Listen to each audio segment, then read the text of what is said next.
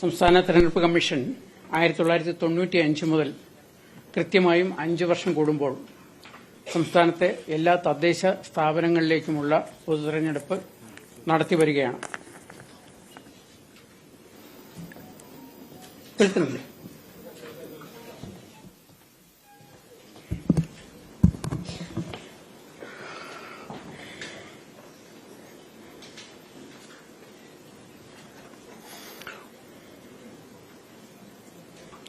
സംസ്ഥാനത്താകെ 1200 തദ്ദേശ സ്ഥാപനങ്ങളാണുള്ളത്.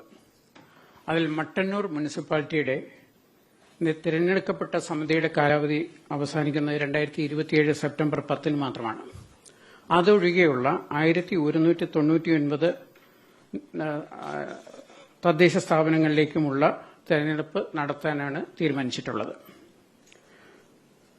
941 ഗ്രാമപഞ്ചായത്തുകളിലെ 17,337 വാർഡുകൾ, 152 ബ്ലോക്ക് പഞ്ചായത്തുകളിലെ 2,267 വാർഡുകൾ, 14 ജില്ലാ പഞ്ചായത്തുകളിലെ 346 വാർഡുകൾ, 86 മുനിസിപ്പാലിറ്റികളിലെ 3,205 വാർഡുകൾ, 6 കോർപ്പറേഷനുകളിലെ 421 വാർഡുകൾ എന്നിവയിലേക്കാണ് തെരഞ്ഞെടുപ്പ് നടത്തുന്നത്.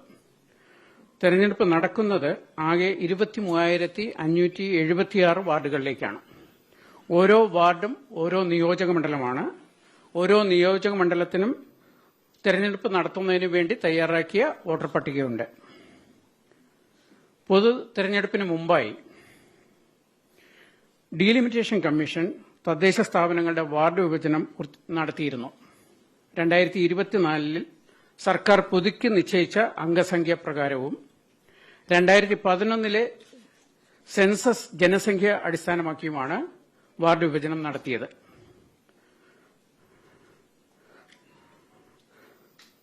സംസ്ഥാനത്താകെ 1200 തദ്ദേശ സ്ഥാപനങ്ങളിൽ ഉണ്ടായിരുന്ന 21,900 വാർഡുകൾ ഡീലിമിറ്റേഷൻ പ്രക്രിയ വഴി 23,612 വർദ്ധിച്ചിട്ടുണ്ട്. പുതിയ വാർഡുകൾക്ക് അനുസൃതമായി വോട്ടർ പട്ടിക തയ്യാറാക്കിയിട്ടുണ്ട്. ഈ വോട്ടർ പട്ടിക തയ്യാറാക്കുന്നത് 2020 പൊതുതെരഞ്ഞെടുപ്പിന് ഉപയോഗിച്ച വോട്ടേഴ്സ് ലിസ്റ്റ് 2023 2024 സമഗ്രമായി സംക്ഷിപ്തമായി പുതുക്കി പ്രസിദ്ധീകരിച്ചിരുന്നു. 2025 2 തവണയായി സംക്ഷിപ്ത പുതുക്കൽ നടത്തിയിട്ടുണ്ട്. ഒക്ടോബർ 25 അന്തിമ വോട്ടർ പട്ടിക പ്രസിദ്ധീകരിച്ചത്.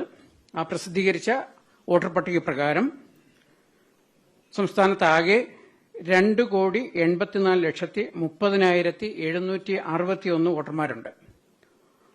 2,84,30,761 വോട്ടേഴ്സാണ് നമ്മുടെ അന്തിമ വോട്ടേഴ്സ് ലിസ്റ്റ് പ്രകാരം നിലവിലുള്ളത്.